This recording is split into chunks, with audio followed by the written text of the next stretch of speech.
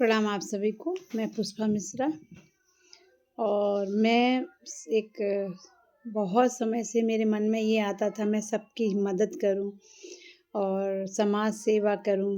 जिसको जो किसी के पास जो ज़रूरत की चीज़ है वो मैं उसको अवेलेबल कराऊं और मुझे बहुत अच्छा लगता है इन चीज़ों में।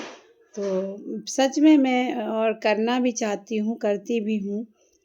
भगवान की कृपा से जैसा मुझसे बन पाता है मैं कोशिश करती हूँ ज़्यादा से ज़्यादा करने की। और दूसरा यही है कि दूसरों की सेवा हम क्या कर पाएंगे, किसी की सेवा या किसी का साथ या किसी का सहयोग जब जो भी होता है, जो भी करवाता है वो परमपिता परमेश्वर है, उसी का ही दिया हुआ है। हमारे पास सब कुछ हमें आज उन्होंने इस काबिल बनाया है कि हमारे दोनों हाथ दोनों पैर सुरक्षित हैं और हम कुछ इस चीज़ों को सोच पा रहे हैं। तो ये सारी चीज़ें हैं। तो हमें ये सुकन्या केयर जो मिला है इससे हम बहुत कुछ कर रहे हैं और इसमें हम अपनी अर्निंग भी करते हैं और घर में रह कर के, और उसके बाद भी हम महिलाओं को जागरूक करते हैं, बेटियों को हमारे खाना है, हमारा पीना है, कुछ भी शुद्ध नहीं है। जब स्वस्थ शुद्ध नहीं है, हम चाहे सब्जी लें, दूध लें, हर चीज़ में मिलावट है, हर चीज़ में मिलावट है।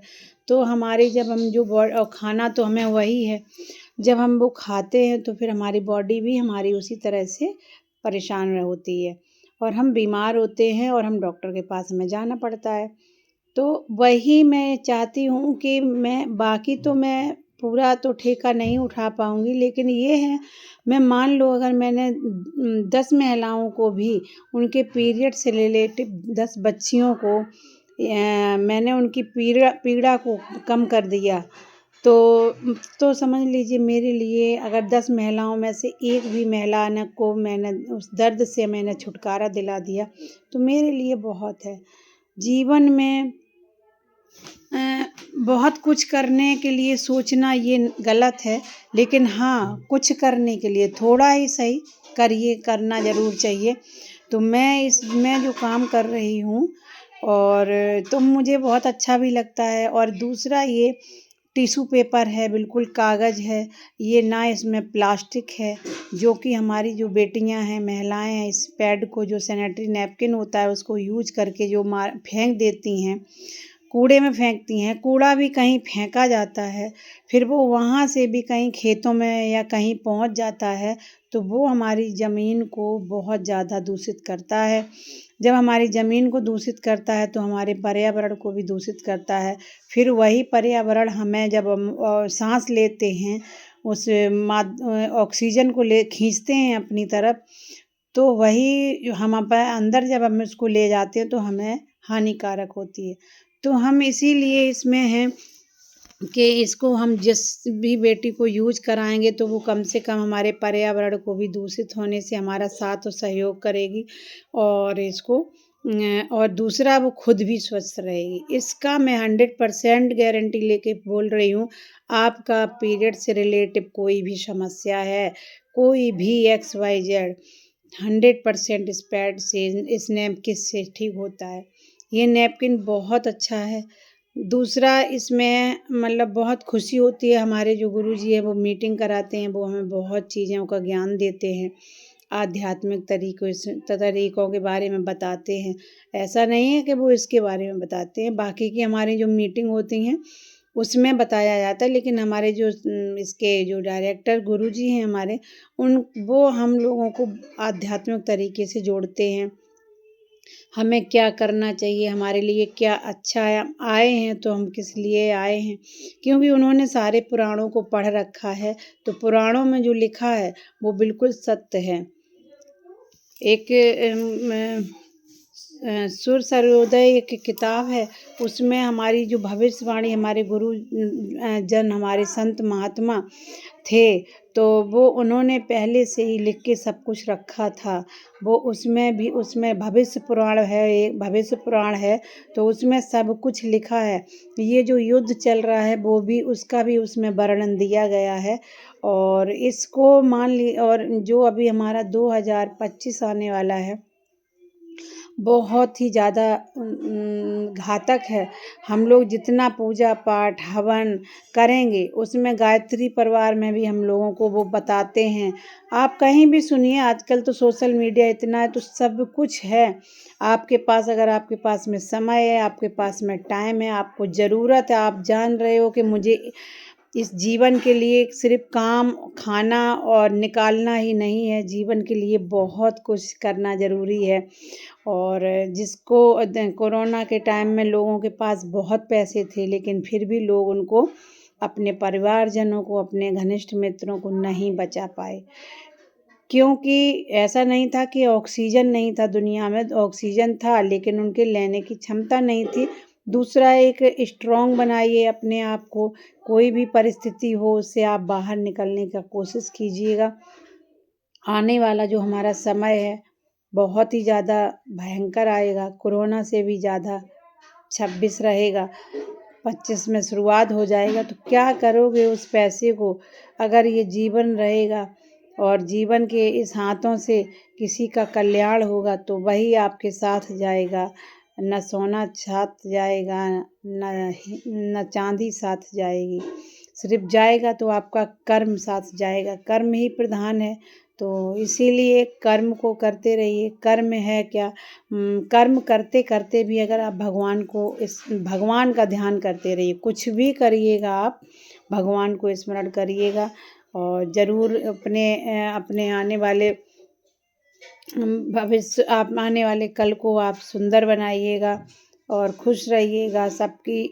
किसी का बुरा मत सोचिए, किसी के लिए बुरा मत बोलिए, क्योंकि जो हम शब्द बोलते हैं अपने मुंह से, भले ही हम सामने वाले को बताते होते हैं, लेकिन फिर भी वो तो हमारी थोड़ी सी दूरी पे, 1-2 हाथ की दूरी पर ही बैठा होगा, लेकिन जो हम शब्द बोलेंगे वो हमारे सबसे पहले हमारे कान पर वे सुनते हैं। जब हमारे कान सुनते हैं तो हमारे शरीर में जाता है। और क्योंकि अगर हम मान लो आँख में दवाई डालते हैं तो वो हमारे मुंह में जाती है, तो जब हम मुंह से शब्द बोलते हैं तो कानों में घुलते हैं, कानों से पूरी हमारी बॉडी में जाते हैं। तो इसीलिए इन चीज़ों से बचिएगा, बहुत ज़्यादा ज़रूरी है। अपने काम से काम रखिए, अच्छा करिए, अच्छा सोचिए, सबके लिए आपका कोई भी बुरा नहीं कर सकता। और रहा बात बुरे का, तो जो हम पिछले जन्म में करके आए हैं वो मुझे मिलना ही मिलना है।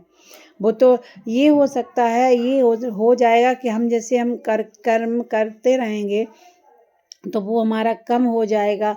और हमें दूसरा भगवान हमें इतना ताकत दे देंगे, स्ट्रॉन्ग बना देंगे कि कोई भी परिस्थिति अगर आएगी मेरे पास तो हम उसको अच्छे से समझ पाएंगे कि ये तो सत्य है। मरना मुझे भी है। कोई कहेगा कि आप नहीं मरेंगे क्या? जिसने जन्म लिया उसकी मृत्यु निश्चित है, सभी को मरना है। और लेकिन अच्छे कर्मों के साथ मरेंगे तो अच्छा रहेगा। और बहुत बहुत धन्यवाद। ज़रूर अपने कोई एक गुरु बनाइए, अपने गुरुजन से उनसे शिक्षा लीजिए, उनके बारे में उनके पास ज़्यादा से ज़्यादा समय बिताइए, उनसे कनेक्ट रहिए। सोशल मीडिया पे हम जो उल्टी सीधी चीज़ें देख के उसमें हम अपना हंसी खुशी सब सोशल मीडिया के लोगों पर हम निछावर कर देते हैं, हमारे पास फिर कुछ नहीं बचता। जब तक हम घर शाम को जाते हैं तब तक हम हंस भी चुके होते हैं, सब कुछ कर चुके होते हैं, और जब घर जाते हैं तो घर में सिर्फ रह जाता है हमारा एक चिड़चिड़ापन। क्योंकि शरीर में हर चीज़ लिमिट में है, हर चीज़ लिमिट है। अगर आपको लिमिट वो आपने वहीं सोशल मीडिया पर ही खर्च कर दी। लोग पता नहीं क्यों इतना फेमस होने के लिए क्या क्या करते हैं, उसमें हमें मज़ा मिलता है। हमें हमें मिलता कुछ नहीं है, सिर्फ हम मज़ा लेते। तो मज़ा भी ऐसी चीज़ों से लीजिएगा जो आपको भी कुछ ज्ञान प्राप्त हो। आप सत्संग सुनिए। हमारे कितना क्या ही बताऊँ मैं, 17 साल से हमारे प्रेमानंद महाराज जी की किडनी खराब है, और समझो वो आज भी इतना इतना किलोमीटर पैदल चलते हैं। हमें लग रहा है 2 ढाई किलोमीटर, 3 किलोमीटर पे उनका आश्रम है, जहाँ से वो अपने इस आश्रम से उस आश्रम में जाते हैं, और उनका पैदल ही रहता है, इतना लंबा रास्ता है। लेकिन उनका एक क्या है कि भगवान से उन्होंने लगन लगा लिया है। उनसे ही कुछ सीखिए, उनसे, वो तो इतना अच्छा प्रवचन देते, इतना अच्छा सुनते, उन्हीं को सुनते रहिए। आप अपने कानों को अच्छा सुनाइए। जैसा आप अपने कानों को सुनाएंगे वैसा आपकी बॉडी में आप अपनी बॉडी को फील कराएंगे। अगर किसी के लिए जो भी है, आप ये तो सबको ही पता है क्या अच्छा है क्या बुरा है।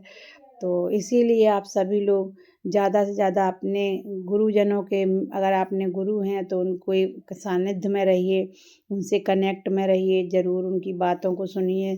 ध्यान सुनने से सुनेंगे, जब आप बार बार कोई चीज़ को सुनेंगे तो एक ना एक दिन करना भी शुरू कर देंगे। तो इसीलिए अच्छी चीज़ों को सुनिए, अच्छी चीज़ों को आगे बढ़ाइए और सभी लोग खुश रहिए और स्वस्थ रहिए। और उसके लिए कुछ नहीं करना है, बस सबका भला करते रहिए और अपने शरीर को, अपने खुद को, मन हमारा, शरीर हमारा साफ करने से कुछ नहीं होगा। ये तो एक दिन जलना ही जलना है इसको तो आप अपने मन को साफ करिए। जो हमारी अंदर का जो मन है उसको निर्मल करिएगा। उसको आपको शैम्पू साबुन की आवश्यकता नहीं है। उसे आप सिर्फ सत्संग से ही साफ कर सकते हैं, भजन से ही कर सकते हैं, ध्यान से कर सकते हैं, साधना से कर सकते हैं। तो ज़रूर करिएगा। बहुत बहुत धन्यवाद है। सबका जीवन मेरा बदला है तो आपका भी बदल सकता है, ऐसा नहीं है। प्रयास करेंगे तो कुछ भी कर सकते हैं। तो आप सभी लोग जो भी हमें महिलाएं बेटियां सुन रही हैं वो ज़रूर हमारा साथ और सहयोग दें। हमारे इस नैपकिन को यूज करें, खुद को भी स्वस्थ रखें और हमारे पर्यावरण को सुरक्षित रखें। बहुत बहुत धन्यवाद है। कोटि कोटि प्रणाम आप सभी के चरणों में। मेरे शब्दों से आपको अगर कुछ बुरा लगा है तो मैं क्षमा चाहती हूँ। मैं गलती स्वीकार करती हूँ। और अगर अच्छा लगा है तो मेरे वीडियो को शेयर और लाइक करिएगा, चैनल को सब्सक्राइब करिएगा। बहुत बहुत धन्यवाद है। धन्यवाद धन्यवाद धन्यवाद धन्यवाद ज़रूर करिए किसी को भी, हर किसी को धन्यवाद। चाहे भले ही कोई एक गिलास अगर आपको पानी भी दे रहा है तो उसका धन्यवाद ज़रूर करिए। धन्यवाद में बहुत बड़ी ताकत है। कोटि कोटि प्रणाम। धन्यवाद। जय माता कामाख्या, जय बाबा पशुपतिनाथ महाराज।